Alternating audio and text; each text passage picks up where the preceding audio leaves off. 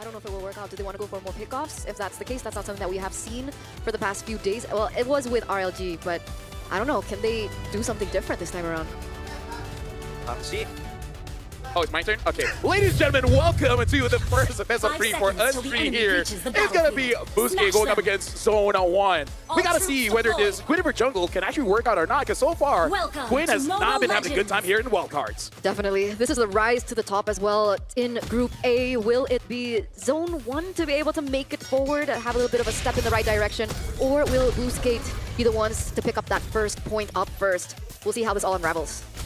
Yeah, looking at the movements around the map, it does seem like Boostgate, they want to potentially stop Team Zone from moving around, because I think they want to keep it an honest 1v1, which I'm not so sure which team actually has a better honest 1v1. Yep. Last one towards Kazooie. That Lantern Flare is so good. Kicking off right, he is very low, but he has that passive that's going to save him too. So yeah, a bit of a quarrel in the river, but it's all fine. Still very 50-50, right, in terms of that mid trio? Towards Kid, but it's going to be Whacker.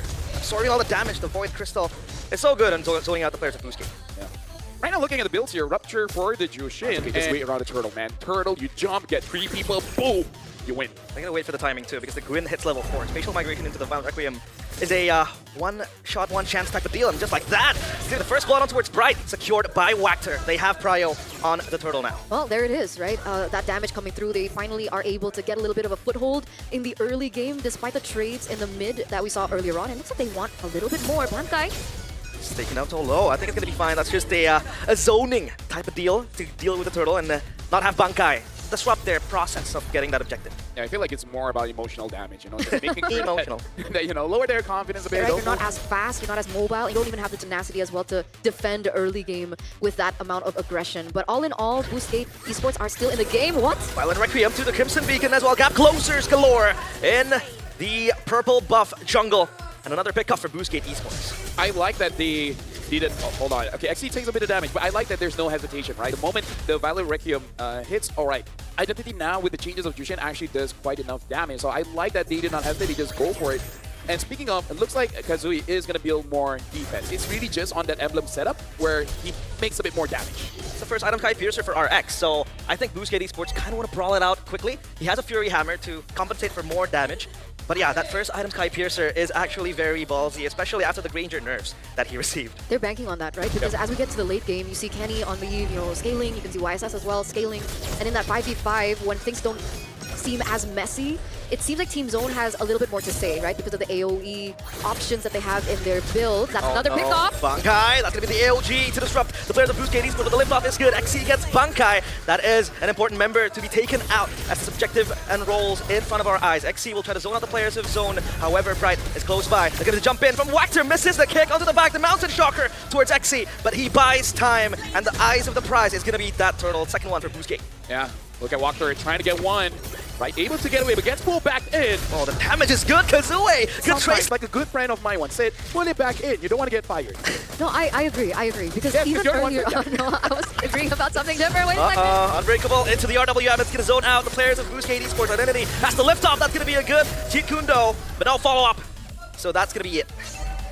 Back to the earlier point. I agree, because even earlier in that match that we saw with Zeta, that was like a 7,000, 8,000 gold lead, and they completely threw it, right? So at this point, Boostgate Esports, despite how dominant and how aggressive they've been playing for the past 7 minutes, there's no gold lead yet. So it's still very 50-50. It's still anyone's game, but this is going to be more important with how they execute it, because there we go. That's a move. Misses the Violent Requiem, the Mountain Shocker towards Whacker. He is gone and whacked. However, K gets deleted, and now it's going to be Team Zone turning the tides around. They get 3 kills all for themselves as the Traceless chases down XC. Zixora has to be Traceless again, back to a safer place. XC tanks and eats all the damage, but that is very worth it for Team Zone. And I think this just shows how simple of a draft Team Zone really had. They have it's very hard for them to make a mistake. We saw Joe Whacker there basically botching the kick, not having a good angle. So, and then going back old school, right? The combo between Gato Kacha as well as the CC, the Gato CC, the CC Kacha, I pull you in, and then my guy... The team's resources to bait the resources from Team Zone first, right? Maybe that's something similar as to what we saw earlier on, just right now happening. But if Wachter goes in and commits, it will be very difficult for them to look for anything. But it seems like they still want to go for it. Yeah, Wachter is just taken down solo. The kick connects, but that's going to be Zexora connecting onto the Lord. But they go even deeper into the purple buff jungle. XC repositioned, Violent Requiem not committed. Bankai has to run away. That's a win for Team Zone. A slight one at that, but Identity gets Bankai as well. 2 for nothing. And my, oh my, Team Zone walks away with the Lord. That's a 2-for-1 trade though, right? I don't think it's worth it. You want to know why? The kill didn't go with the Ranger. Right? If you gave him that Sky Piercer stack, 100% worth it. The fact that you went over to Identity, it's kind of nothing. What you did was delay the game. If they were able to give the kill over to RX, that's a win condition. So it's one of those situations where it's like, yes, it's good. You know, beggars can't be choosers, but you really wanted those kills over to RX. But Team Zone, they couldn't push with the Lord. I mean, next is you're just being a nuisance. But Is it just like economic advantage? Because technically they lost a turret instead in the top side. But look at them go up top. It's going to be locked down towards XC. He's taken down, but he's going to survive. Uranus, as beefy as ever. Crimson Beacon popped. Identity wants to re-engage. Kazue watches the jump into the back line. RX is here to gun down the players of Team Zone. But look at Zexora in the back, just dancing on the verge of death. Boostgate Esports are losing their grip of this game. To jump in with a falling star moon. Bankai eyes the prize on towards RX, but Wachter with the kick onto the back. Pops the curve by the Bankai. Zexora again. Unstoppable. He is insane. But Boostgate Esports completely confused on what they have to do. XC has to bite the bullet, but thankfully he saves it. Like a pickoff comp. And the problem is, not enough damage for a pickoff. Exactly. Not enough damage as well because the Guinevere has that tank build. RWM open. RX has that Rhapsody, or rather that Sonata connecting. But yeah, the lack of damage, right? The Granger has no kills, has no stacks. The Guinevere opts for a much more defensive build with that Brute Force Breastplate. K looks for the assassination, but that's going to be Zexora taking down XC, his first death.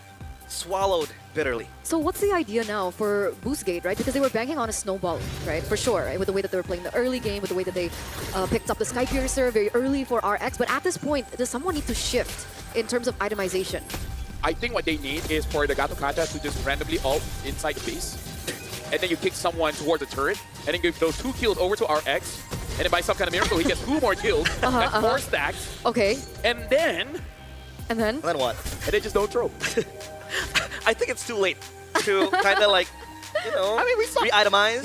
We saw Gato like ulting the mid lane twice yesterday, and twice. And that was died. Wachter, by the way. Oh, right. Well. So that's what I also wanted to talk about, right? Earlier on, I was like, you know what? Wachter on his show, he looks pretty good, because he was able to win on the show yesterday. And then we see, you know, this happening. So I couldn't bring that up as a point. Poor Wachter, man. Not having a good day either on the Gatot or the show. Well, they're going to siege down bottom. It's all Team Zones for the taking. BOD and Divine Blade completed for both the Zinshin and the Yves. Otherwise, we'll just give Team Zone that inch. Push into the base. That'll gun down the player of Boostgate Esports. Up top, the Lord is pushing in. Traceless back to Zexora. Play and approach this in a bit more safer way. But I think for now, Team Zone, they want to take freedom. Yep. RWM used and RX gets caught. Gato jumps in. Can they get a kill? Probably not. Yep.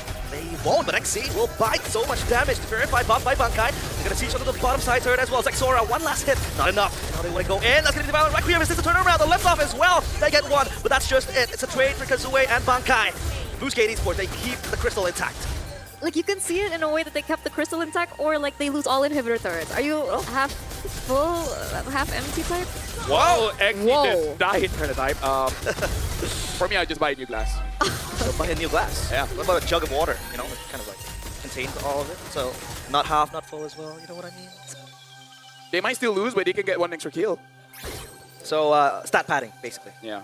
Because you know, a wise man once said, you know, never give up sometimes. I think you should give up when the damage is that big, and there goes Kazue. Goodbye. The AOG will not connect onto anyone, but Zexora jumping in aggressively with a Traceless. The RWM opens up. It's saved by Kenny, but look at the players of Boostgate Esports scampering away to the base. The crystal is exposed. Falling Star Moon onto the back. RX can't do nothing but watch and probably play his violin. It's over. Team Zone gets game 1. And they won with 10,000 gold. That was a dominating win, not something we expected coming in from, honestly, Boostgate, because yesterday they looked amazing, but this time they look pretty shaky, and personally, it's draft. It's hard to apply the draft. Not saying it's bad just yet, because this is still a developing meta here in M7, and usually we always have this pocket meta, but I don't know, man. I'm a guy that loves damage, and that one doesn't tickle my appetite. Oh, I feel like the draft maybe could have worked. Like there was an idea with the draft. The problem was But that the MVP by Realme is going to be Sora 7-0 and 687,000 damage. Wow. That's a lot Even of having the Demon Hunter sword. Yeah, I think we talked about this, Lafelle, backstage. That was an amazing anime before with cards and monsters. Yeah, and then this guy, rich guy, blue eyes, white dragon guy. Yeah, I know. Yeah, he said if you have 51% of the company, then you're the rich one or something.